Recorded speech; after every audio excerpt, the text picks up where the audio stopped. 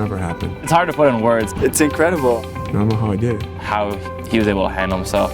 It's been a long journey. 4 years is ridiculous, and I just remember the first day of practice.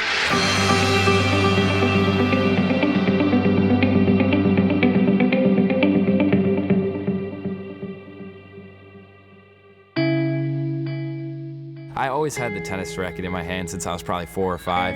I have a brother, Adam, who's a year and a half older than me, and also Cyrus, who's 5 years older than me, so I was always chomping at the bit, telling my dad and mom that I want to get out there, I want to play, Cyrus is playing, because you always want to be like your older brother. I think it all stems from my mom. She just dropped us off at a tennis club and was like, you guys are playing tennis because that's what I want you to aspire to be. Lenora, was really the person that was bringing the kids to camp. They'd get in that station wagon and all the kids would file out, and then when they'd get picked up, Lenora would be the first one. For the first year, I argued with her. I said, why are we getting them involved with tennis? We got to get them into basketball. We can get them in football. There's no cost involved here. We tried out basketball, lacrosse, soccer. We played pretty much any sport imaginable, just tried them out, and tennis is the one that stuck. During the summer, my parents would be at work, and we'd have nothing to do all day, so we'd play basketball games. And Cyrus and his friend, who were probably 4 or 5 years older than us, we would just have to score 10 points, and they would have to score 100. We would never win, actually. The one time we won, we actually cut the nets down. Most of the times it ended up with, Harry crying and walking inside and my dad yelling at me or at him. He's the most competitive guy out there. He can't stand losing. After a match when he was younger, hearts are laid out on the court. Adam managed to pull out a 3-set victory over Harry, and Harry would not shake his hand. Harry laid down on the court, was crying, just would not come off the court. And my dad was sitting there, he was just like, Harry, If you care this much about this sport, the next time you could spend more time on the tennis court. And he says, Dad, I will. Don't you ever think I won't. I will. I'll guarantee you that. That's kind of what started my journey, and looking back on it, I don't think my mom and dad had any clue what they were getting into.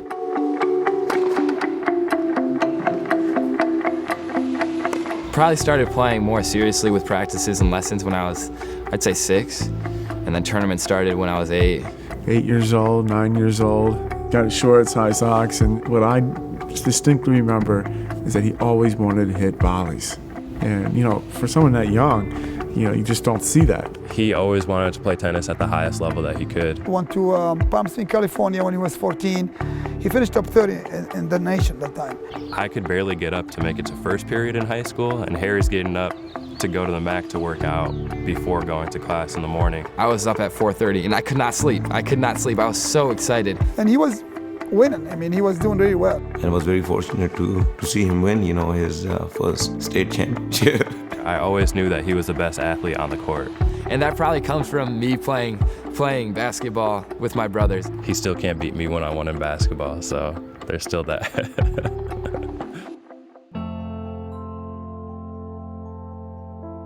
In high school, just came across some really tough times. My sophomore year of high school, my mom was diagnosed with Alzheimer's, and her specific type of Alzheimer's affected was her language and comprehension, so she lost her job, got laid off, and my dad actually went over to Afghanistan to serve in the U.S. Army Corps of Engineers, and just to make up for the money that was lost. So when I lost a match, I would go bonkers. I would lose my mind. I would fall into a depression. It was so much. I would always feel like I was letting her down every time I lost. Coach was heavily recruiting him when he was in high school, but one time he came in to watch him play, and that day Harry was really struggling, and he saw Harry's behavior. He would kind of break rackets every now and then or get point penalties on the court. He looks at me, he's thinking, this guy's a punk. This guy doesn't respect the game, He's out here yelling, cursing on the court, doing everything. How he handled his emotions on the court really wasn't what I was looking for a program.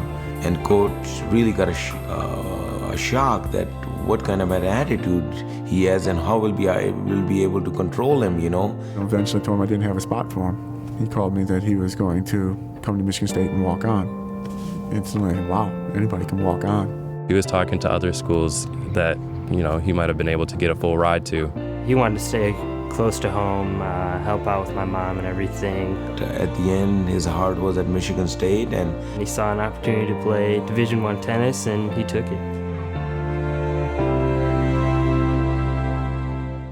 So he walks on and he wins the walk-on tournament and all that. First match that I saw Harry on court, he had a tough loss. He punched his racket, and his hand was bleeding, and he was really frustrated. It wasn't until after he got his opportunity here that I started learning about his family situation. I feel like he kept everything inside. He didn't show a lot. That's something happened with his mom. I would have never found out because he never made it obvious that something was going wrong. Then I realized, explained everything. What was going on in his life when he was a sophomore, when he was a junior, and how he was handling it. For me, it was more than a game. It was a representation of what my mom wanted, and that would make me go crazy on the court. I'm talking about nuts. I have some scars on my knuckles from punching my racket when I miss a shot, and my fist would be bleeding, and I would still be out there playing the match. But it became more than a game to me at that point. But it was never against someone else. It was always he was fighting against himself. Coach O sees me acting crazy on the court, and he doesn't see the personal aspect of it, where I just feel like a lot of pressure to succeed in tennis. I think if I was known up front when I went about recruiting Harry, I might have had more of an understanding, more of a different look on how I'd go about it. But I got a second chance because he was going to walk on. And how he handled emotions, I probably would have handled the exact same way.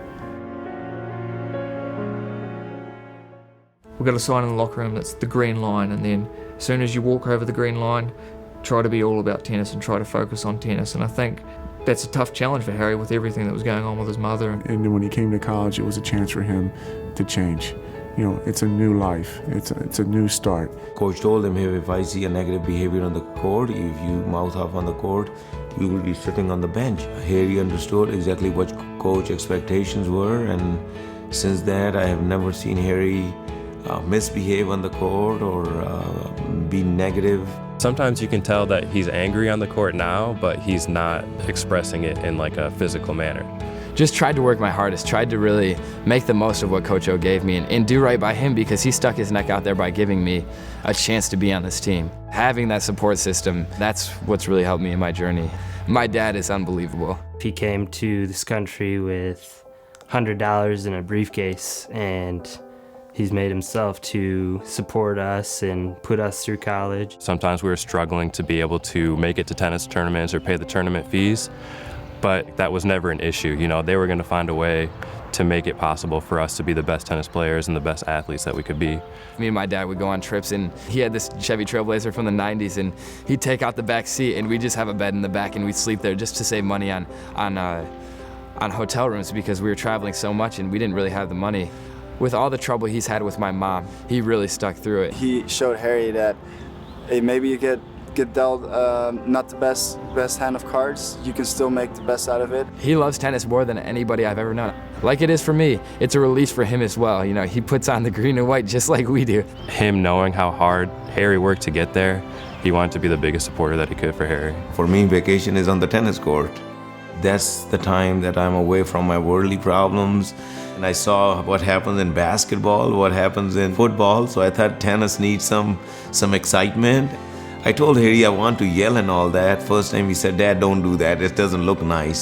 So I said, okay, but I got a little excited at the match, and people were clapping and yelling, and the other players really liked it, and I got a request from Harry, Dad, the team wants you to come next time again. I don't even know how he still has a voice. I think he's the biggest contributor to us having the loudest fan base in the Big Ten. I mean, when he walks in the building, he's in the building. He comes in with his big Michigan State flag, he's waving it around. He comes out on the court a lot of times, walks around with his flag, waving around, yelling his go green, go white chants. And then he goes up behind the balcony behind the court, and he's waving that flag over that thing, trying to get in the opponent's heads. I was sitting there and I was just like, oh my God, I don't know who this guy is, because I was like kind of embarrassed at first. Because, you go to a tennis atmosphere, it's always stuffy and like people are quiet and everything. They see a 57-year-old man, going crazy, so they kind of like it. For my dad, it's a lot more than a game for him. It's everything. He gets lost in it. Now it is more stress reliever for me. I go, fans have fun, kids have fun, and our team does better. When his dad's there cheering and waving the flag and giving the big go greens out the back, I think Harry just kind of feels at home there, and his dad's supporting him. He knows he's got family and his father right behind him.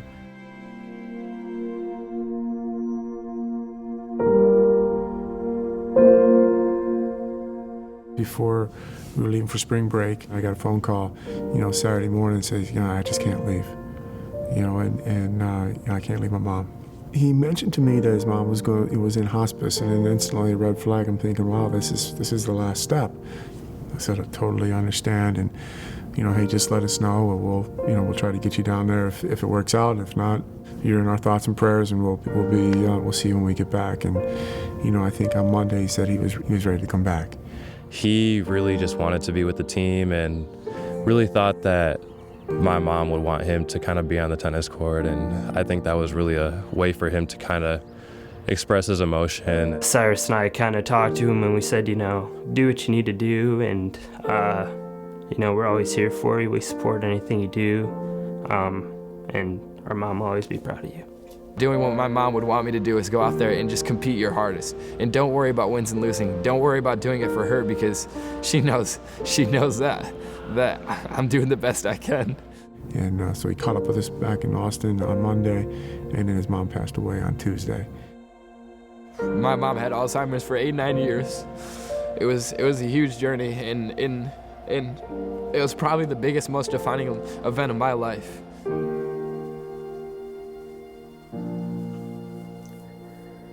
She would always go up to the TV and say Harry, when Novak Djokovic was playing, because she thought I was that guy. She thought I looked like him. I want him to learn from his experience, but if any time we have a nice heart-to-heart talk, we talk. Because what we did as a family, is all because of her.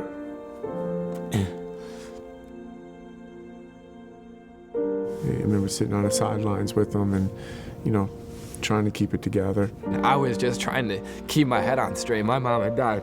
I was just afraid that I was going to lose my mind on the court. He took about an hour to himself, and after that he came back with the same energy, the same focus that he's had all the time. It was pretty incredible that even when he was going through all these hard times, he still had us in the back of his mind. And then, we kind of rallied the troops, and the team came back Friday night, and the whole team was there on Saturday at the service. That was a very emotional day for everyone on the team, and obviously especially him and his family. The pastor says a few words on Lenora, but then Harry, speaks for the family, and just delivers. We all made our way to a hug with him, and he just started breaking down. It was tough to see him like that. I think that was the moment when we could really tell how hard it has been on him, and how much he did for his mom, how much his family did for his mom. The way they've supported me, had my back, be willing to talk to me, and also they treat me like it was any other day, and that's one thing that I really appreciated, is because it gets old having people come up to you, say, I'm sorry for your loss, stuff like that. You just want to kick back and hang out and get a release from it rather than being reminded of it. It takes commitment, it takes family support, and it takes coach's help to keep him level-headed, because you go through so much emotion and all that. It was about us being a family, and I think that's really what it's all about. You wake up one day and your mom starts acting funny, and then you go to the Mayo Clinic and they say it's Alzheimer's, and you don't have that long playing on a tennis court. You don't have that long walking on this earth. So go out and go do it, and go do it the best you can.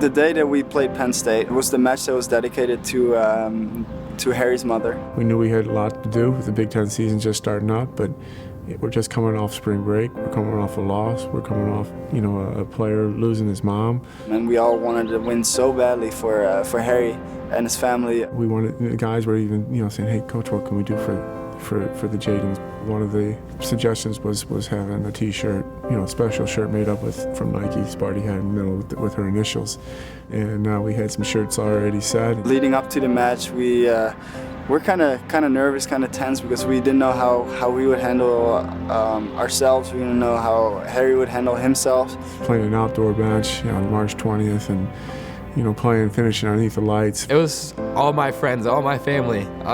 They came out to that match. Just to see those guys, the fans and friends, they walked the journey with him too. It was a match that was a lot of give and take. You're up, you're down, you're up. I lost the first set and I was killing myself. This is the match dedicated to your mom. You have to win this match. Sports psychologist guy, Scott, who comes in, he came in, he was on my court and he talked to me a little bit. He said, Harry, just relax, just play your game and you gotta trust that everything's gonna work out. I would always say to myself before every point, it's not a tennis match. You're just out there playing backyard basketball with your brothers. This is just another backyard brawl. This is what you grew up doing. The way it ended, storybook ending with Harry winning the deciding match 7-5 in the third after getting a point penalty. Phenomenal match. We all stormed the court and picked him up. I think he threw his shoes after that, threw his racket, and then he had flag running around the court. His first reaction was to just throw everything out, throw his racket away, throw his shoes off. I don't know how he handled that pressure of having that match dedicated to her. I still get chills down my spine from winning that Penn State match. Fans usually don't come out on the court, and everyone knew how much of an emotional match it was, and everyone, felt special that day. It was the sweetest victory I've ever been a part of in my team, in my college career, but also in my individual career. I don't think anything will top that day. You see Final Four, right? Basketball. See how much happiness it is. And to see parents seeing their child do so good, it is the ultimate achievement that you can imagine, that this is what you have strived all your life, and here when you achieve it, you feel so good about it, you feel that at least, hard work has paid off, all your dedication, all your commitment. He left it out there on the tennis court, and it was really special, I think. He told me, I want the match to come down to me, and I just wanted to have that moment. Now that I look back on it, wow, I clinched the match in 3 sets. I'm the match dedicated to my mother a week after she died. And I could do nothing else on the tennis court, and that's a storybook ending for me. And to be able to win the match is something that, all of us, can remember for the rest of our lives.